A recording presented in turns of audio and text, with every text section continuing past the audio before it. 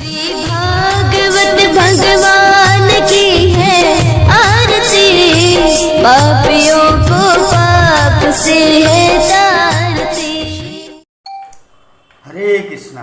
सभी भक्तों को श्रीमद् भागवतम के सत्र में हार्दिक अभिनंदन और सुस्वागतम। आज का हमारा विषय है श्रीमद् भागवतम के चतुर्थ स्कंद का 16वां अध्याय, कैंटो 4 चैप्टर 16। विषय है बंदीजनों द्वारा महाराज पृथु की महिमा या स्तुति।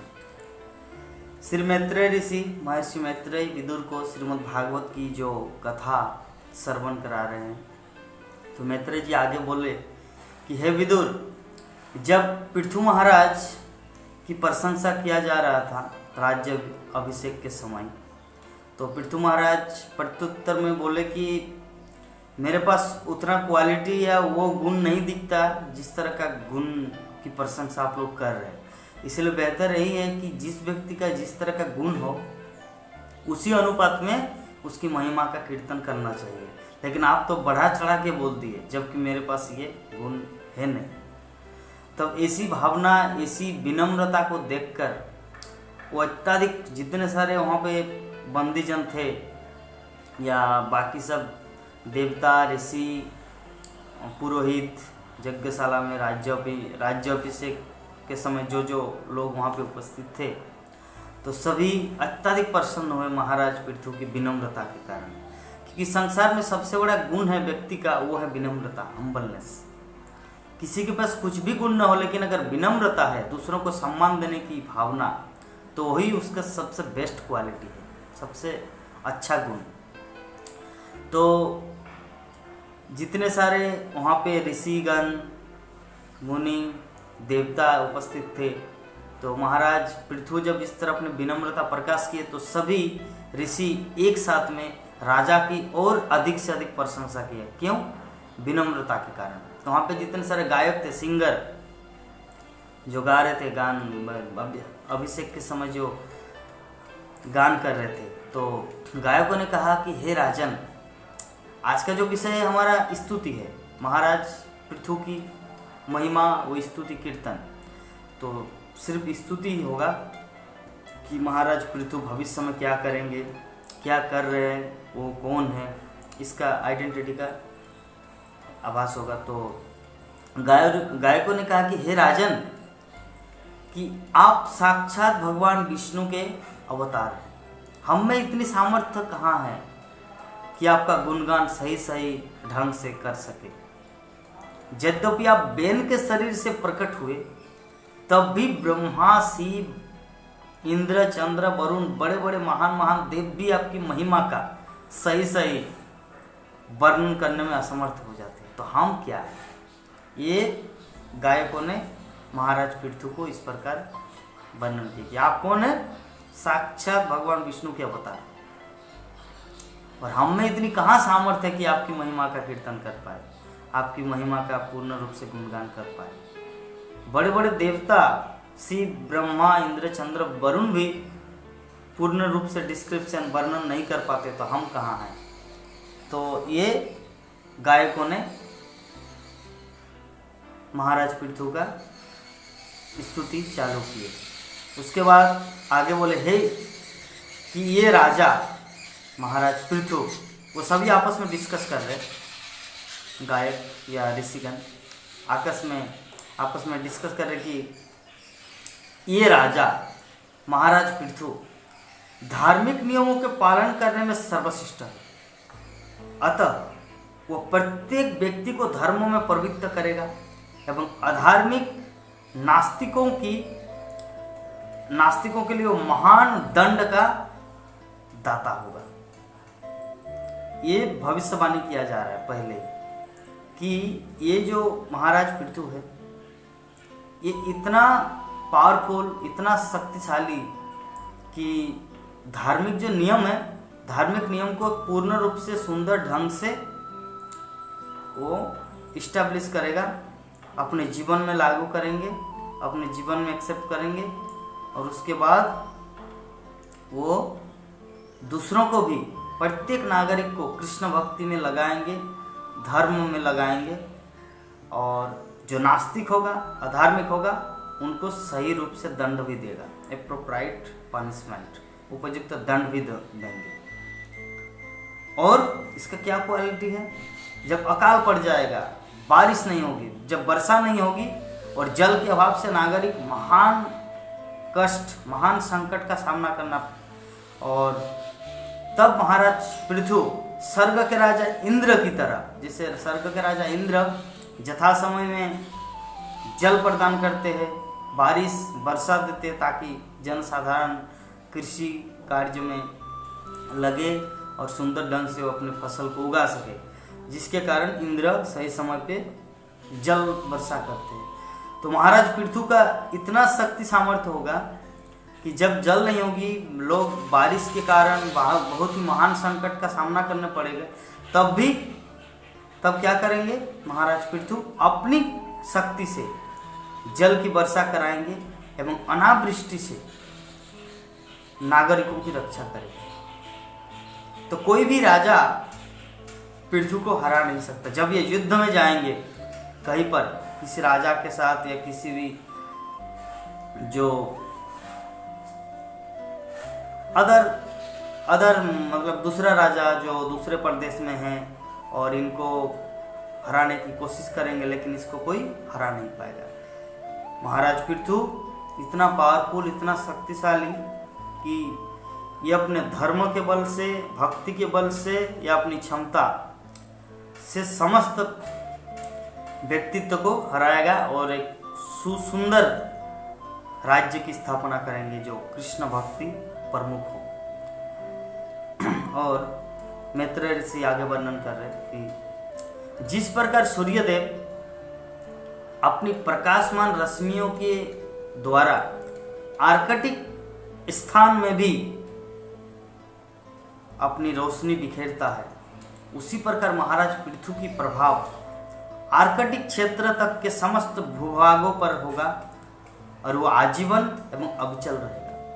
यहाँ पर आर्कटिक क्षेत्र का अर्थ होता है सुमेरु और कुमेरु, जहाँ पर सूर्य का प्रकाश ज़्यादा नहीं लेकिन सूर्य का प्रभाव वहाँ भी विराजमान है कि सूर्य की इतना पावरफुल। उसी प्रकार महाराज पृथु यद्यपि न चाहते हुए भी इनका प्रभाव सारे जगत में फैल जाएगा, इनका इन्फ्लुएंस, इसकी महिमा।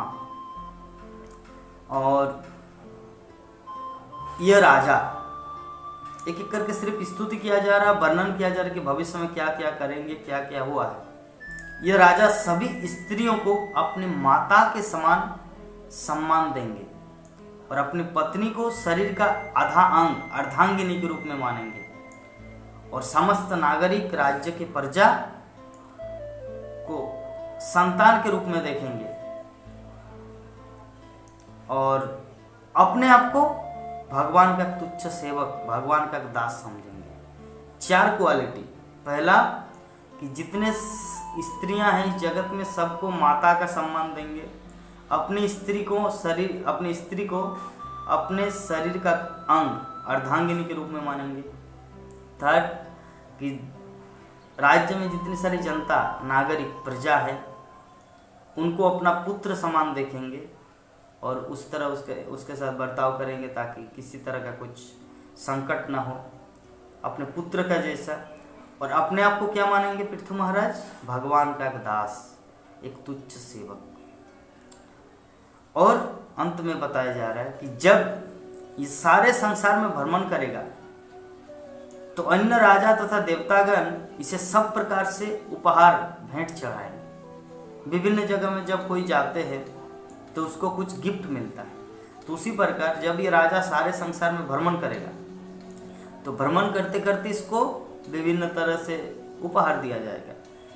जैसे राज्याभिषेक के समय भगवान विष्णु सुदर्शन चक्र दिया, शिव जी कुछ दिए, इंद्र ने कुछ दिया, ब्रह्मा ने कुछ दिया, पार्वती, शिव जी ने तलवार दिए, पार्वती ने उसका तलवार के ढाल, इस तरह सभी ने कुछ कुछ दिया राज्याभिषेक के समय। उसी प्रकार जब ये राजा सारे संसार में भ्रमण करेगा तब विभिन्न व्यक्ति, देवता, ऋषिगण अपनी अपनी शक्ति अनुसार, अन्य राजा तथा देवतागण इस सब प्रकार से इसका इसको उपहार भेंट करेंगे। उसके बाद सरस्वती नदी के उद्गम स्थल, जो सरस्वती नदी जो बहती है हमारे भारतवर्ष में, तो सरस्वती नदी का जो उद्गम स्थल है, जहाँ पर उसका स्रोत है, जहाँ से निकली है, तो वहाँ पर ये पृथु महाराज 100 अश्वमेध यज्ञ करेगा। 100 बार अश्वमेध यज्ञ करेंगे, क्योंकि 100 अश्वमेध यज्ञ करने से स्वर्ग का राजा बना जाता है। तो उस समय जब ये यज्ञ करेंगे तो 99 यज्ञ ये सक्सेसफुल रहेगा, और अंत में जो 100 नंबर का जो यज्ञ है, उस समय इंद्र स्वर्गलोक से आकर अंतिम यज्ञ में इंद्र उस घोड़े को चुराएगा। अश्व मीन्स घोड़ा, हॉर्स सेक्रीफाइस, यज्ञ मतलब अश्वमेध यज्ञ। तो उस समय ये यज्ञ क्या करेंगे, उस घोड़े को चुरा लेंगे। जब घोड़े को चुरा लेंगे तो यज्ञ कहाँ रहेगा, फिनिश। उसके बाद ये सब त्याग करके और अपने प्रासाद मीन्स अपना महल के उद्यान में जब ये भ्रमण करेगा, माने बगीचे में, तो भ्रमण करते करते सनत कुमार, जो 4 कुमार है, सनक, सनंदन, सनातन और सनत कुमार, 4 कुमार, उसमें से एक सनत कुमार से उनका भेंट होगा। और भेंट होने के बाद राजा उनकी भक्ति करके, महाराज पृथु क्या करेंगे, सनत कुमार को सम्मान करेंगे और विभिन्न तरह से अपने दृष्टिकोण से अपने भक्ति करके उनको श्रद्धा सहित सम्मान करेंगे।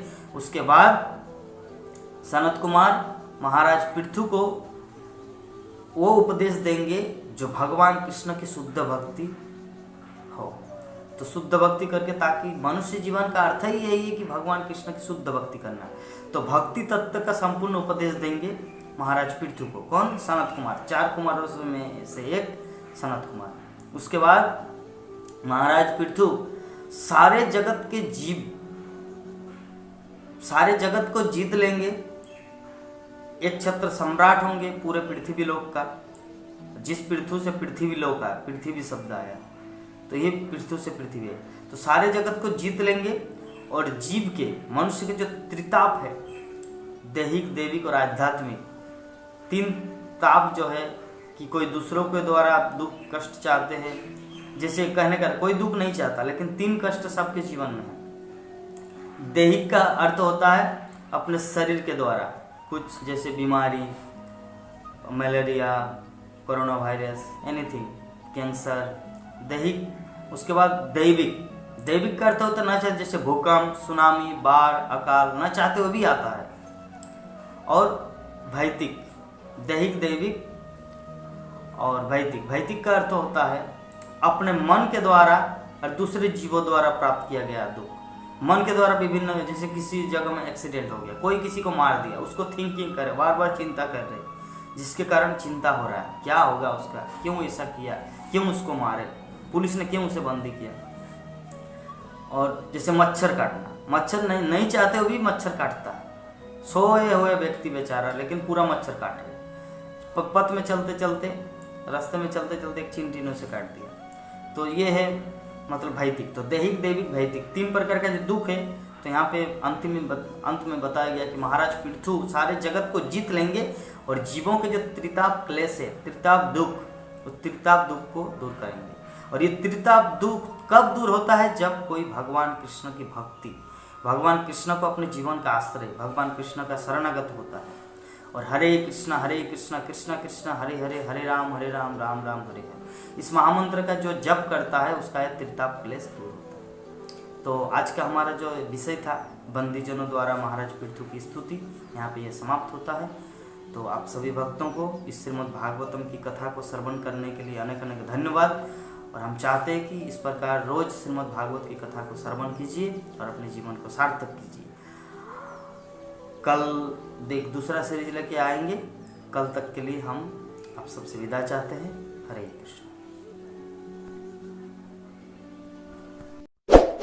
इस वीडियो को लाइक करें, हमारे चैनल को सब्सक्राइब कर बेल आइकन जरूर प्रेस करें हमारी न्यू वीडियो सबसे पहले।